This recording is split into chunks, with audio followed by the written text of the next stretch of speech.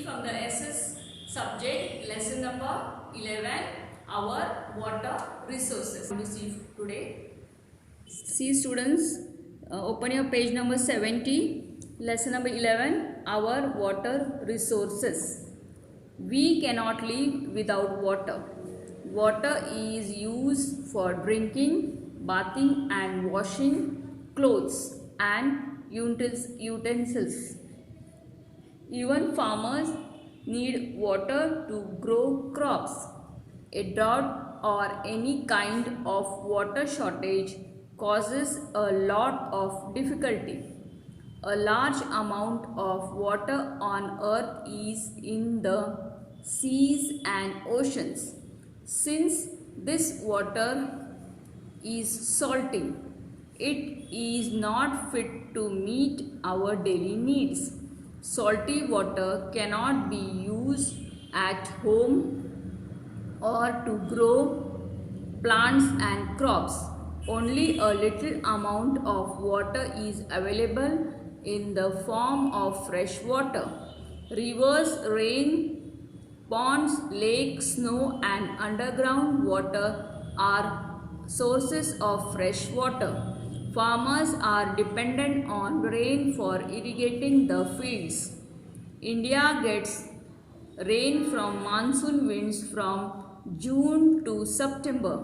This rainfall is not uniform throughout the country. At some places it rains a lot, while some places receive barely any rainfall. So, some kind of support for a regular supply of water becomes important. Rivers, lakes and ponds contain rainwater and some water also flow into the ground. How do we use this water? River water is taken to the fields through channels. These are called canals. A dam is a wall built across a river to hold water. In this wall, special gates are made. These gates are called sluice gates. These gates are used to control the flow of water. Behind the dam, a reservoir is made to store water. This reservoir is called an artificial lake. Canals take water from these artificial water bodies to the fields. See the next page, page number 71. Keep your fingers. Which area can be irrigated with the help of dams and canals? Of course, the answer is area near the rivers and the streams.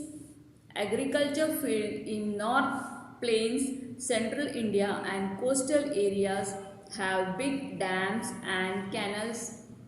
Indira Gandhi Canal has turned many parts of Rajasthan into green zone. Dams are called multi-purpose projects.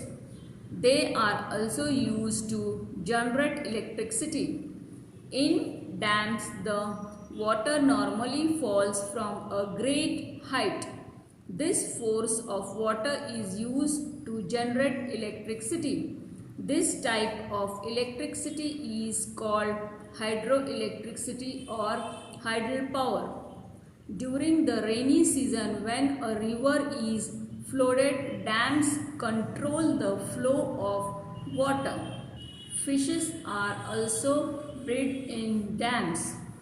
Let's read about some multi-purpose projects.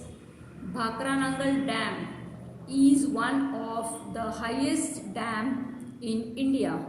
It is built on river Satluj. It forms a lake called the Govind Sagar Lake. This is a big human-made lake of India. This project provides both water and electricity to states like Punjab, Haryana, Rajasthan, Himachal Pradesh and Delhi. Hirakund Dam is built on river Mahanadi. It is the longest dam in India. Damodar Valley project is constructed on river Damodar in West Bengal. It checks floods in this river. Sardar Sarovar Dam is built on river Narmada and gives water to the states of Madhya Pradesh and Gujarat. Nagarjun Sagar Dam is built on river Krishna. Underground water. Wells. Wells are an important part of households in Indian villages. Underground water is drawn out with the help of animals to irrigate the fields. Persian wheels used since ancient times. It is wooden or metal wheel. This wheel is used to draw water from the wells. This water is also used for domestic activities. Tube wells.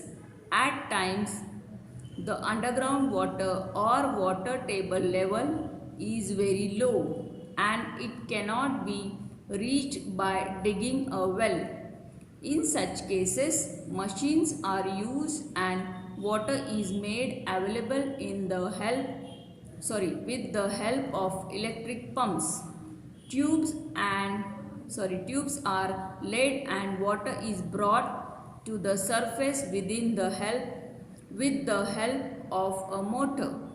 Tube wells are used in Punjab, Haryana, Uttar Pradesh and Gujarat. Now open the page number 73, tanks and ponds.